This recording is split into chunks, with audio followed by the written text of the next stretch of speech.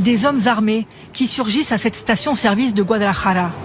Ils menacent employés et automobilistes, puis incendient les pompes à essence. Selon certains médias mexicains, il s'agit des hommes du puissant cartel Jalisco Nouvelle Génération. Dans l'ouest du Mexique, ils sèment le chaos, se vengent après l'élimination de leur chef. Violents échanges de tirs avec les forces de sécurité. Ici, autour d'un supermarché.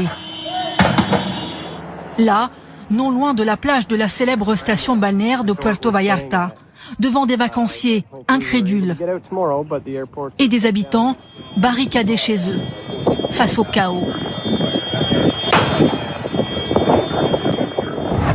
Panique à l'aéroport de Guadalajara, où les avions se retrouvent à portée de tir et les passagers forcés de fuir.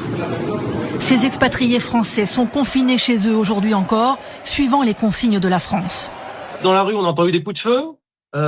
Ma femme, qui était sortie chez une amie juste à côté, est revenue vite fait, bien fait. Il y a eu aussi des commerces qui ont été incendiés, des voitures à peu près 500 ou 700 mètres. Les rues sont désertes et on voit juste des sirènes de police. On entend les sirènes, on voit les voitures de police passer assez régulièrement. C'est donc l'élimination par l'armée mexicaine de cet homme, El Mencho, qui a tout déclenché. L'un des barons recherchés par le Mexique et les États-Unis, qui offrait jusqu'à 15 millions de dollars pour sa capture.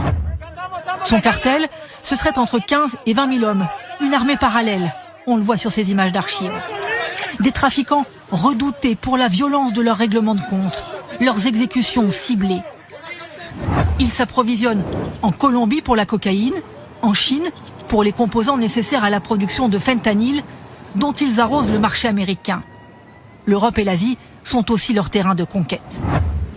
Ces derniers temps, Donald Trump faisait pression sur le Mexique dans sa lutte contre les cartels. Les États-Unis ont fourni du renseignement pour cette opération. Aujourd'hui, 2500 soldats supplémentaires ont été déployés. Le Mexique a marqué un point contre les narcotrafiquants, mais c'est que la bataille est loin d'être gagnée.